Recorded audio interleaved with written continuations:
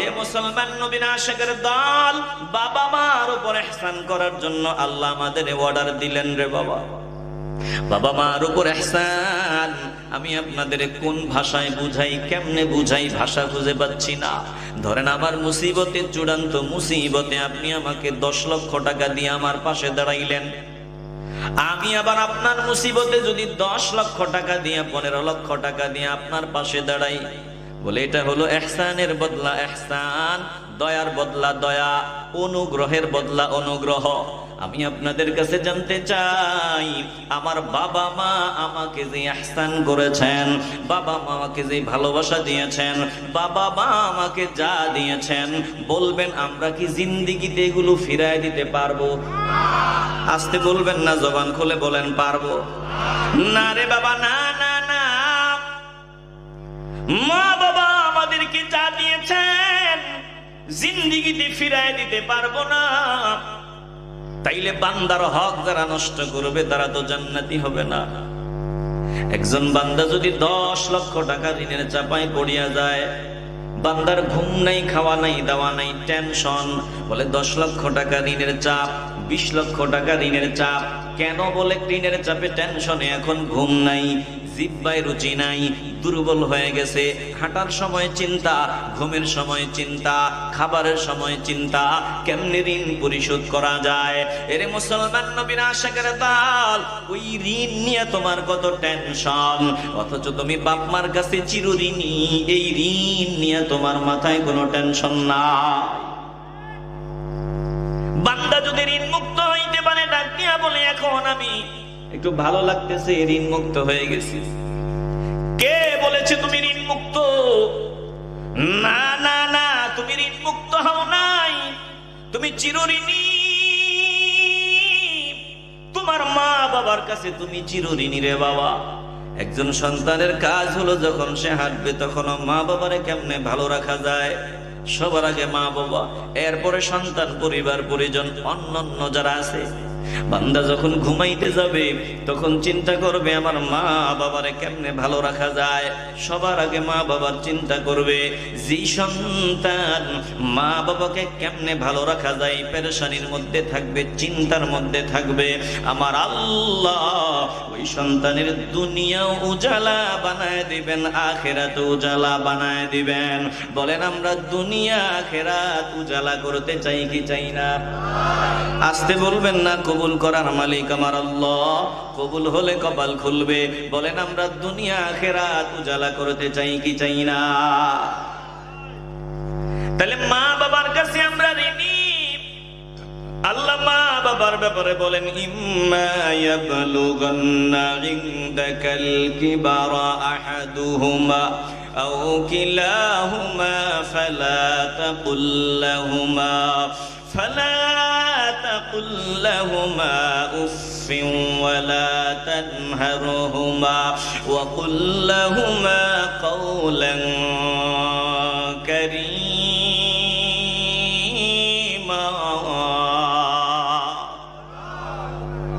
ও সন্তানের দল, একটু মাওলার কালামের দিকে দিলের কানটা লাগায় দাও। আল্লাহ বলেন ইম্মা ইয়াবলুগান্না ইনদাকাল কিবারা আহাদুহুমা আও কিলাহুমা, তোমার হায়াতের জিন্দেগিতে তোমার বাবা মা অথবা উভয়কে যদি তুমি পেয়ে যাও যারা বার্ধক্যে পৌঁছে গেছে। রে সন্তান, ছোটবেলায় তুই যখন ছোট ছিলি একটা কথা শিখাইতে গিয়া তোর মা বারবার বলেছে, তুই বারবার ভুল করেছো, তোর মা বেজার হয় নাই, তোর মা বরং খুশি হইছে। মা শিখায় একটা, তুমি বলো আরেকটা, বাবা তোমারে বয়ে বলো এটা, তুমি বলছো আরেকটা, বাবা বেজার হয় নাই। এখন তোমার বাবা মা বার্ধক্যে পৌঁছিয়া যাওয়ার পর মেজাজ গরম থাকে। বাবা যদি বলে, ওই যে বয়োবৃদ্ধ হওয়ার কারণে, বয়স বাড়িয়া যাওয়ার কারণে কানের শ্রবণ শক্তি কমিয়ে গেছে। বাবা যদি বলে, মা যদি বলে, বাবারে বুঝি নাই। সন্তান ধমক দিয়া কথা বলো, 19-20 হলে তোমার মেজাজ গরম হয়ে যায়। না না না, ফালা তাকুল লাহুমা উফ, এমন কোন আচরণ করবি না যেই আচরণে তোর বাবা মা কষ্ট পাইয়া আহ শব্দটা বলবে, উফ শব্দটা বলবে, অথবা তোর বাবা মার আচরণের কারণে বিরক্ত হইয়া তোর বাবা মার উপর তুই বিরক্ত হবি না। আল্লাহ বলেন ওয়ালা তানহারহুমা, বাবা মারে ধমক দিয়া কথা বলবি না, বাবা মাকে ধমক দেওয়ার কোনো সুযোগ নাই। কিভাবে কথা বলবো আল্লাহ বলে শুনিয়ালো, ওয়াকুল লাহুমা কাওলান কারীমা।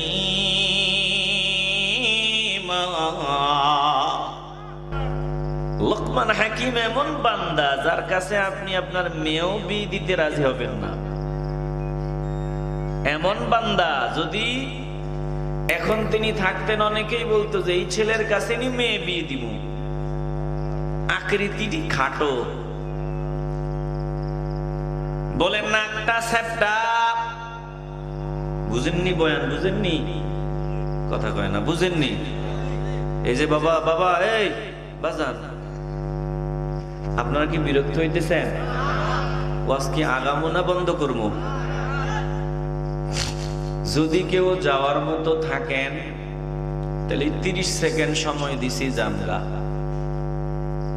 যদি না যান তাইলে আমি 11টা পর্যন্ত হয়তো আপনাদের কষ্ট দিব। এই সময় পর্যন্ত বসবেন, কষ্ট হলেও বসা যাবে তো। হাজত যদি হয় ভিন্ন কথা, কারণ আমি যে বয়ান করতেছি এ কথা বলতেছি, আপনারা অনেকে বললেন হুজুর একটা কথা কইলেন, 1 ঘন্টা আমি বসে থাকতে হবে, 1 ঘন্টার মধ্যে যদি আমার লোডশেডিং নিম্নচাপ দেখা দেয় তখন কি করা? তখন তো আর বসে থাকা সম্ভব না, কথা কন ঠিক কিনা? আমারেও যদি আপনি ওই নামাজের মুসল্লায় দাঁড় করায় দেন আর এই মুহূর্তে যদি লোডশেডিং এর চাপ শুরু হয়, আমি কবি ইমামতি গুল্লি মারি, আগে কাম সারি, কথা কন না কেন? তাহলে জরুরত যদি হয় যাবেন, আর যদি না হয় তো মহব্বতে বসবেন, আল্লাহ আল্লাহ রসুলের মহব্বতে দিল থেকে বলেন বসা যাবে তো ইনশাআল্লাহ।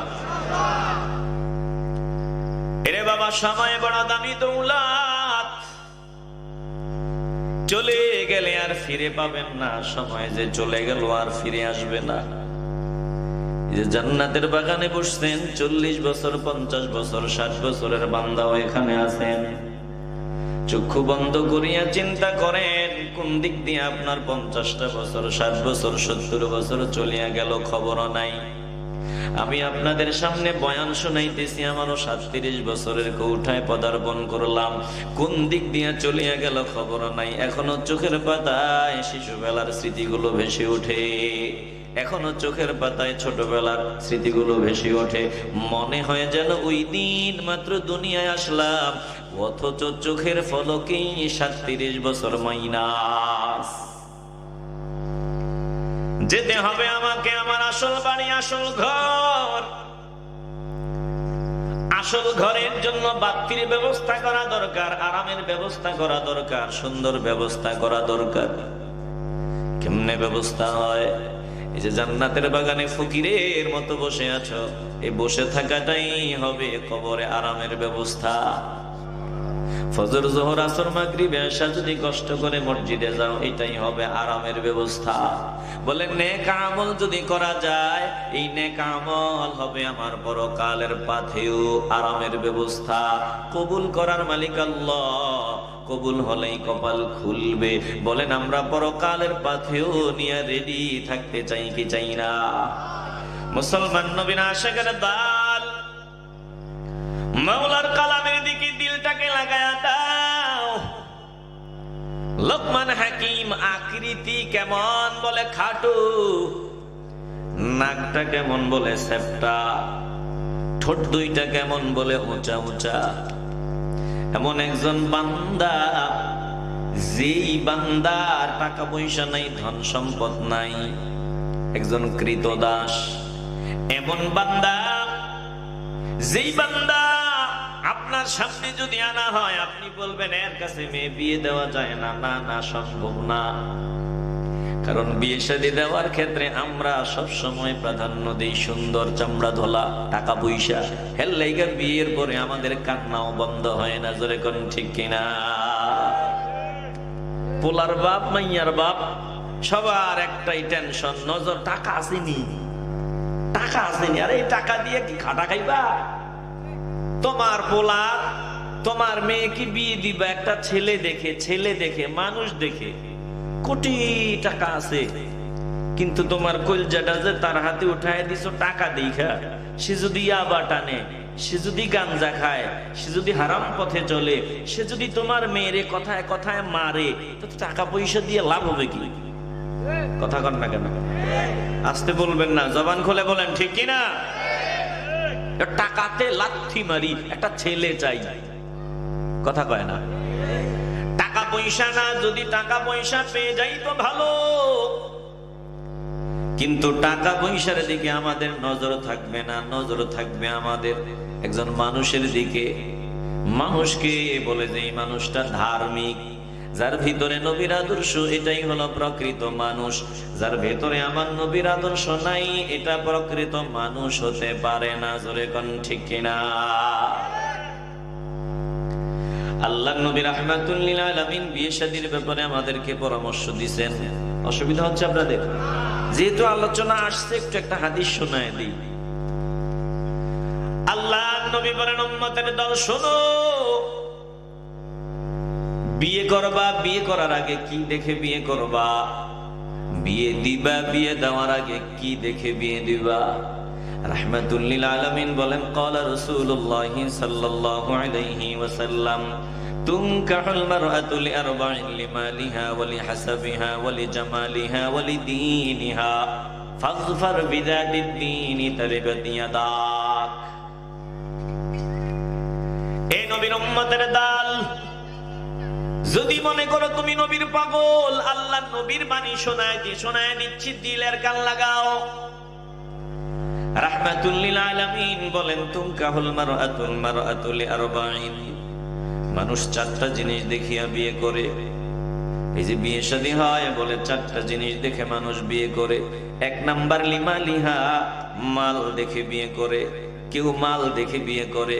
দুই নাম্বার ওয়ালি হাসাবিহা, কেউ বংশ মর্যাদা দেখে বিয়ে করে। তিন নাম্বার ওয়ালি জামালিহা, কেউ সৌন্দর্য দেখিয়া বিয়ে করে। চার নাম্বার ওয়ালি দীনিহা, কেউ ধার্মিকতা দেখিয়া বিয়ে করে। আল্লাহ নবী বলেন, শোন, ফাযফার বিযাতিদ দীনি বিযাতিদ দীনি তারিবাত ইয়াদাক, ধার্মিকতাকে প্রাধান্য দিবি সবার আগে। ধার্মিকতাকে প্রাধান্য যদি দাও, ধার্মিক একজন যদি পেয়ে যাও, দুনিয়াও উজালা আখিরাতও উজালা, জোরে কোন ঠিক কিনা? ধর্ম পরে, আগে টাকা দেখ, চামড়া দলানি দেখ, আপনি ঠকবেন, জিতবেন না। মুসলমান নবীর আশিকের দল, লোকমান হাকিম এমন বান্দা, যেই বান্দার আকৃতি আমি বর্ণনা করলাম, অনেকে মেয়েও বিয়ে দিতে রাজি হবে না, বলবে এমন ছেলের কাছে বুঝি মেয়ে বিয়ে দেওয়া যায়? কালো, নাক সেপটা, ঠোঁট উঁচা, আকৃতি খাটো। কিন্তু এই লোকমান হাকিমের আমার আল্লাহর কাছে কত দাম, আল্লাহর কাছে কত মর্যাদা, কত সম্মান। এই লোকমান হাকিমের নামে কোরআনে আল্লাহ সূরা নাজিল করে দিলেন, যেই সূরা রাহমাতুল লিল আলামিন তেলাওয়াত করেছেন। ১৫০০ বছর পর্যন্ত তেলাওয়াত চলতেছে, কিয়ামত পর্যন্ত তেলাওয়াত চলবে। বলেন লোকমান হাকিম দামি বান্দা, কোনো সন্দেহ আছে? কেমনে তিনি এত দামি হয়? একদিন লোকমান হাকিম বয়ান শুনাইতেছেন, হাজার হাজার মানুষ বয়ান শুনতেছেন। হঠাৎ করে একজন সামনে আগায় আসিয়া বলল, লোকমান, আপনি কি সেই ব্যক্তি নাকি যাকে আমি বকরি চড়াইতে দেখেছি? বকরি চড়াইছেন, আপনি কামলা দিছেন, কাজ করেছেন? বলে হ্যাঁ, আমি সেই লোকমান। এত মর্যাদা, এত মাকাম, হাজার হাজার মানুষ আপনার পাগল, আপনি বয়ান করেন ফকিরের মতো বসে বসে বয়ান শুনে। মানুষ আপনার হাতে চুমু খাওয়ার জন্য সিরিয়াল ধরে, এত সম্মানিত মর্যাদার মালিক কেমনে হলেন? লোকমান হাকিম কয়, শুনিয়া লও, এই মর্যাদা সম্মানের মালিক হয়েছি কিছু আমলের কারণে। বলে কি আমল? বলে লোকমান হাকিম অযথা কোনো কথা বলেন না। চিল্লায় বলবেন আল্লাহু আকবার। হারাম দিকে নজর দেন না। অনেকগুলো বললে একটাও মনে রাখবেন না, এজন্য দুইটা মনে রাখেন। হারাম দিকে নজর দিতাম না। লোকমান বলেন, যদি আমল করতে পারো তুমিও মর্যাদাবান হবা। হারাম দিকে নজর দিবা না, জিহ্বাটারে অযথা ব্যবহার করা যাবে না। বলেন এই দুইটা আমল আমরা করতে চাই কি চাই না? আসতে বলেন কেন? আপনারা একটু আওয়াজ দিলে তো আমার ভালো লাগবে, আমি কিছু কথা শোনাইয়া মজা পাবো। একটু আওয়াজ দেন বাবা, বলেন অন্তত এই দুইটা আমরা আমল করতে চাই কি চাই না? নিজের বউয়ের কাছে মাপ চায়, পারে না, রাগ করেন না। আরেকজনের বউ রাস্তা দিয়ে যায়, কল্লা উঁচু করে তাকায়, কয় অমুকের বউ রে। তো আরেকজনের বউ হইলে তোর কি? কথা কয় না। রাগ করতেছেন আপনারা? নিজের ঘরে যুবতী কন্যা আরেকজনের কন্যা রাস্তা দিয়ে হেঁটে যায়, কপাল পোড়া, শরম নাই, হায়া নাই, লজ্জা নাই। আরেকজনের মেয়ের দিকে তাকায়া কয় অমুকের মাইয়া রে। এটা শরম নাই, হায়া নাই, লজ্জা নাই। যদি লজ্জা থাকে, শরম থাকে, আজকের পর চক্ষুকে হেফাজত করবা। জবান দিয়া বাজে কথা বলা যাবে না। জবান এমন দামি নিয়ামত, এরে বাবা, 1000 বছরের ইবাদত, 100 বছরের ইবাদত, জবানের একটা কথায় সব নষ্ট হওয়ার জন্য যথেষ্ট। জোরে কোন ঠিক কিনা? 70 বছরের নফল ইবাদত, 70 বছরের ফরজ নামাজ, তেলাওয়াত, জিকির, ফিকির সব বাতিল এক কথায়। এমন কথাও আছে না নাই? এজন্য সাবধান। এরে বাবা, ঈমান এমন নিয়ামত, এমন দৌলত, সাবধান হয়ে কথা বলা দরকার, জিহ্বাকে হেফাজত করা দরকার। কি দরকার এমন বয়ানের যে আম্মাজান খাদিজাতুল কুবরা রাদিয়াল্লাহু তাআলা আনহা জীবনে নামাজ পড়েন নাই, জীবনে তেলাওয়াত করেন নাই, জীবনে হজ করেন নাই, জীবনে যাকাত দেন নাই, জীবনে পর্দা করেন নাই। আমি জানতে চাই, পর্দার বিধান ফরজ নাজিল হওয়ার আগে বলো রে বাবা, আমার খাদিজাতুল কুবরা, আল্লাহর নবীর কলিজা, আমাদের আম্মা জান খাদিজাতুল কুবরা রাদিয়াল্লাহু তাআলা আনহা কি পর্দার বিধান নাজিল হওয়ার আগে বেপরদায় চলতেন? কথা কন না কেন? এ ভাই কথা কন, বেপরদায় চলতেন? তিনাদের শানে আঘাত আসে, এমন কথা বলার কোনো সুযোগ নাই। আম্মাজান খাদিজাতুল কুবরা রাদিয়াল্লাহু তাআলা আনহা এমন ব্যক্তি, পর্দার বিধান নাজিলের আগেও তিনি পর্দা করতেন। নামাজ ফরজ হওয়ার আগেও তিনি নামাজ পড়তেন। বলে যাকাত ফরজ হওয়ার আগেও তিনি দান সদকা করতেন। তিনি এমন ব্যক্তি, অতএব সাবধান, সাবধান। তিনাদের শানে আঘাত আসে এমন কোন কথা যদি জেনে শুনে বলো কিনা। আপনারা বেজার হইতেছেন নাকি? রাগ করতেছেন? লোকমান হাকিম দামি কেন? দুইটা কথা বললাম, আর বেশি কিছু বললাম না। চক্ষুকে হেফাজত করতেন আর জিহ্বাকে কন্ট্রোল করে চলতেন। সাবধান, এই দুইটা যদি আমরা হেফাজত করতে পারি, আল্লাহ আমাদের মাকাম বুলন্দ করে দিবেন।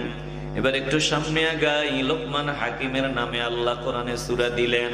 আমি শুরু থেকে বয়ান শোনাবো না, আমি আপনাদেরকে কয়েকটা আয়াত হাদিস শোনাইয়া, কয়েকটা আয়াত শোনাইয়া আলোচনা শেষ করব। আল্লাহ তাআলা বলেন, দোস্ত আপনি শোনাইয়া দেন, লোকমান হাকিমের থেকে কিছু বয়ান শোনায়া দেন। লোকমান হাকিম আমার বড় পছন্দের বান্দা, মহব্বতের বান্দা। লোকমান হাকিম মহব্বতের বান্দা হওয়ার অনেক কারণ, এর মধ্যে একটা কারণ লোকমান হাকিম একজন আদর্শবান পিতা। আমি আল্লাহ চাই আমি আল্লাহ চাই আপনার প্রত্যেকটা উম্মত যাতে, প্রতিটা ইমানদার যাতে লোকমান হাকিমের মতো দায়িত্বশীল আদর্শবান বাবা হয়। আমার ভাই আমাকে বলেছে একটু পিতামাতার বয়ান শোনাবার জন্য। এরে বাবা, হঠাৎ করে চিন্তা করলাম কোত্থেকে বয়ান শোনানো যায়, কোরআনের এখান থেকেই শোনাই। লোকমান হাকিমের বয়ান শোনাই, অনেক কিছুই শিখার আছে রে বাবা, দিল দিয়ে অনুধাবন করবেন। আল্লাহ বলেন, ওয়াইয ক্বালা লুকমানু লিবনিহি ওয়া হুয়া ইয়াইযুহু ইয়া বুনাইয়া লা তুশরিক বিল্লাহ ইন্নাশ শিরকা লাযুলমুন আযীম।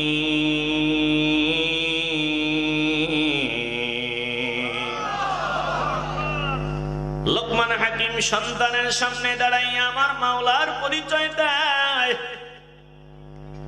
আমাদের সন্তানকে আমরা সবার আগে চেষ্টা করি আমগো পরিচয় দেওয়ার জন্য। মা চিনায় বাবারে, বাবা চিনায় মারে। সন্তান রে বলে তোমার আম্মু, ডাকো আম্মু আম্মু। আবার আম্মু শিখায় বাবা ডাক। বলে সন্তানকে আমরা সব সময় নিজের পরিচয় শিখাইতে চাই। লোকমান হাকিম নিজের পরিচয় দেন না, সন্তানের সামনে আমার মাওলার পরিচয় দেয়। ছোট সন্তানের কলজার ভিতরে মাওলার পরিচয় ঢুকায় দেয়। আল্লাহ কি পছন্দ করে কি পছন্দ করে না সন্তানের দিলের ভিতরে ওই জ্ঞান ঢুকায় দিতেছে শৈশবেই।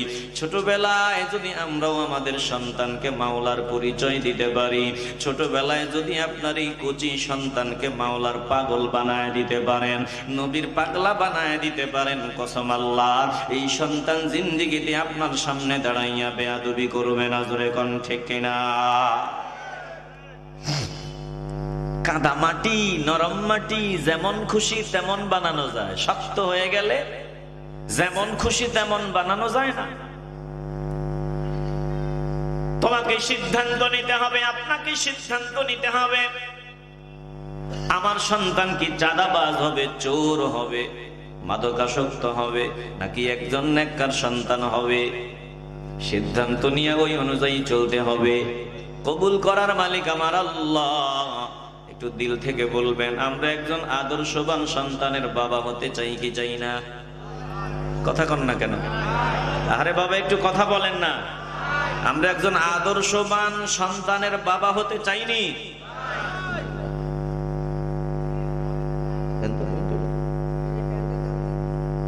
দেখা যায় বাইরে করুন, বাইরে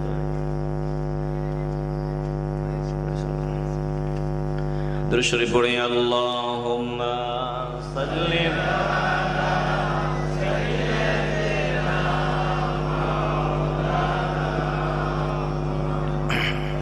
ওয়া আলা আলি সাইয়্যিদিনা।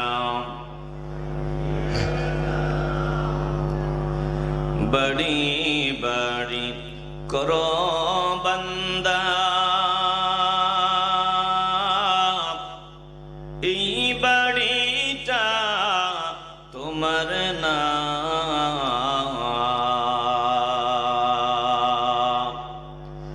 আসল বাড়ি কবর দেশে, মাটির হবে বিছানা।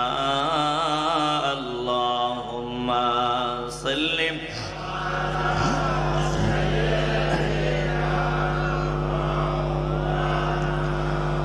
মুহাম্মদ ওয়া আলা আলি সাইয়্যিদিনা মাওলানা। এ মুসলমান নবীর আশিকের দল, পায়ে হাত দিয়া বলি আল্লাহর কালামের দিকে অল্প সময়ের জন্য একটু দিলটাকে ঝোঁকায় দাও। আল্লাহর কোরআন এমন দামি দৌলত, এমন দামি কিতাব আল্লাহ আমাদেরকে দিছেন। কোন বান্দা যদি আল্লাহর কালামের একটা আয়াতের আলোচনা শুনে আমল করতে পারে, দুনিয়া আখেরাত উজালা হওয়ার জন্য এক একটা আয়াতই যথেষ্ট। জোরে কোন ঠিক কিনা? এই কোরআন যদি আদর্শবান সন্তানের বাবা হতে চান, সিদ্ধান্ত আপনাকে এখনই নিতে হবে। যদি সন্তানের হাতে মাইর খেতে না চান, সিদ্ধান্ত এখনই নিতে হবে। যদি চান সন্তানটা আপনার বৃদ্ধ বেলায় আপনাকে কষ্ট না দেখ, আপনাকে গালি না দিক, আপনার জায়গা বৃদ্ধাশ্রমে না হোক, যদি এমনটা চান তবে সিদ্ধান্ত এখনই নিতে হবে। এই মুহূর্তে সিদ্ধান্ত নিয়ে সামনের জিন্দেগি চলতে হবে। কপাল খুলে দেবেন আল্লাহ।